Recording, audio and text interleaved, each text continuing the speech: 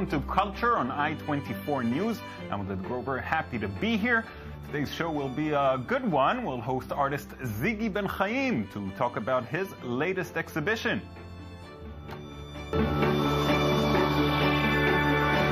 Now, Zigi Ben-Haim is a New York-based artist with roots here in Israel. During his decades-long career, he has displayed his work at the National Gallery in Washington, the Guggenheim Museum in New York, and many other respected institutions. Right now, he is in Israel with an exhibition of his work from the 1970s, at the 1970s, at the Chelouche Gallery, and I'm very pleased to have him here in the studio. Thanks for coming in. Thank you.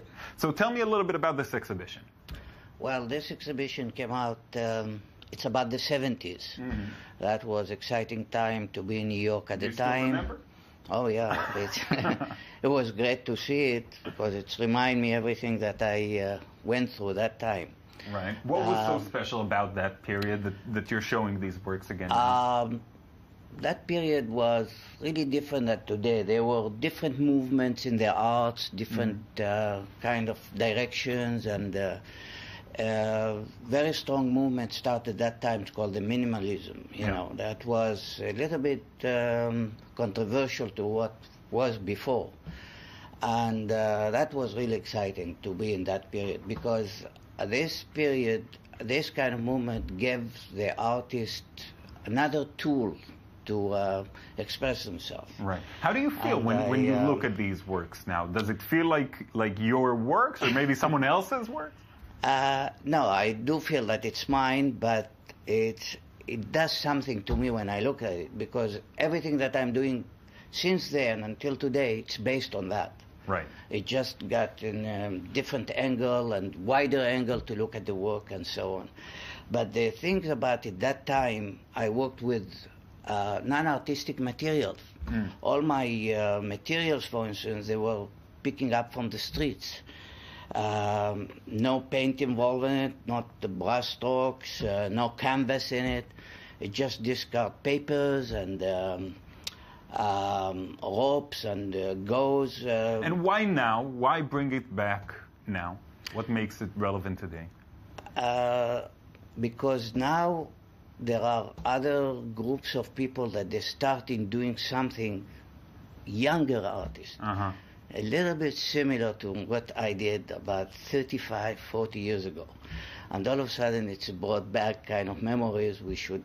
The gallery decided, let's show it now. That's great. Now, let's talk about your life story a little bit. You've immigrated twice in your life. Once when you were just 5 from Iraq to Israel, and then again in the 70s to the U.S. How has that influenced you and your work? Actually, you just pointed exactly what my work all about. It's all about those kind of adaptation of culture that in order to survive, you have to blend your background, your own culture with the new culture that you adapt. That's a core of surviving, actually. Right. And my work, it's based on that, to leave those footprints of what I left behind. And then they came out now in different ways. Yeah. Do you feel at home in New York, though? I do, yeah, I do. But, you know, there is something about being Israeli overboard. It's not the same. When you come here, everything becomes different. That's the real home. Yeah. Well, New York's also changed quite significantly since you moved there, and the art scene. Especially the neighborhood that I lived in, which used to be industrial neighborhood. Yeah, you're in Soho, if I'm not mistaken, right? And now it's become completely something. I have to tell you a story, maybe. Please. That I had in 72, right? Yeah. No, sorry, 74. I had a show in Switzerland. And on the way back, I had the show and I returned back. And I got into a cab in Kennedy Airport. It was 9 o'clock in the evening. And I turned to the cab driver and I told him my address, Soho, downtown. He turned around and he said, "Listen, mister, if you are planning to rob me, you don't have to go all the way down there. You know, just to give you an idea how Soho was. You know. Nowadays it's it wasn't quite different. scary. It was just people that didn't know. They thought it's dangerous because it's dark and no lights and things on the streets. You know. Now it's Disneyland compared to that. Are you kidding? It's a big mall. It's up to here. It's too much.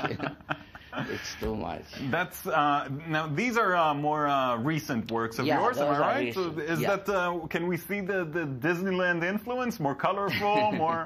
No, but it's hard to explain it if you don't see the whole cross section from the beginning. But the thing is, with this kind of work, it's based on identity and kind of memories that you left behind.